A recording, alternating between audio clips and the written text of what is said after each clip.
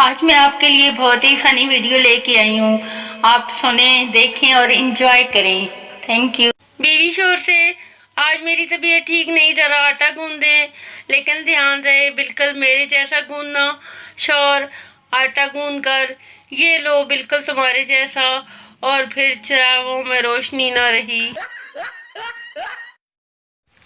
तीन चरसी रक्शे में बैठे।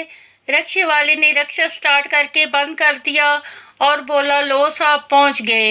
एक चरसी ने शुक्रिया अदा किया, दूसरे चरसी ने किराया दिया और तीसरे ने रक्शा ड्राइवर को थप्पड़ मार दिया। रक्शा ड्राइवर समझा इसको पता चल गया है। फिर थप्पड़ मारने वाला चरसी बोला, साले आज तो मरवा ही देता, इतना तेज चलाता है।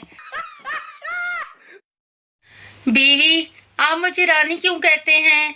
शोर, क्योंकि नौकरानी कहना थोड़ा लंबा हो जाता है। बीवी, आपको पता है कि मैं आपको जान क्यों कहती हूँ? शोर, क्यों? बीवी, क्योंकि जानवर कहना थोड़ा लंबा हो जाता है।